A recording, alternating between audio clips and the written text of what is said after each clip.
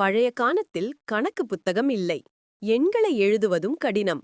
அப்போது மனிதர்கள் அபாக்கஸ் என்ற ஒரு கருவியை கண்டுபிடித்தார்கள். அது மரத்தாலான கட்டை, மேலே சில கம்பிகளும் அதில் சிறிய முத்துக்கள்.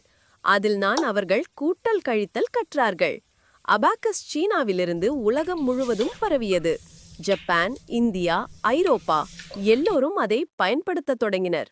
அது மனித அறிவுக்கான முதல் கணினி போல.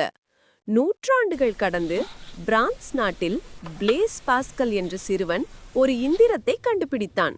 அதற்கு பெயர் பாஸ்கலைன். அது சக்கரங்களால் இயங்கும் கணக்கு பெட்டி.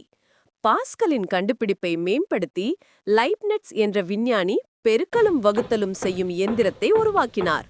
இது மனித மூளையின் சக்தியை வளர்த்தது.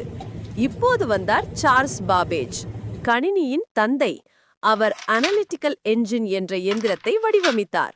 இது இன்றைய கணினியின் அடித்தளம். பாபேஜின் கனவை நிஜமாக்க உதவியவர் ஆடா லவ்லேஸ். அவர் உலகின் முதல் கணினி நிரலாளர். இப்போது உலகம் மாறியது. மின்சாரம் வந்தது. எனியாக் என்ற மிகப்பெரிய மின்னணு கணினி உருவானது. அது ஒரு அறை முழுவதும் பறந்திருந்தது. பிறகு மைக்ரோசிப் கண்டுபிடிக்கப்பட்டது. கணினிகள் சிறியதாக வேகமாக ஆனது. இப்போது எல்லோரும் பயன்படுத்தக்கூடிய டெஸ்க்டாப் கணினி வந்தது.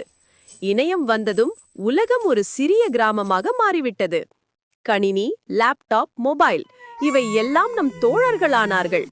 இப்போது நம் கணினிகள் சிந்திக்கவும் பேசவும் செய்கின்றன. அவை செயற்கை நுண்ணறிவு, ஆர்டிஃபிஷியல் இன்டெலிஜென்ஸ். அபாக்கஸில் தொடங்கிய பயணம் இன்று உலகத்தை மாற்றி வருகிறது.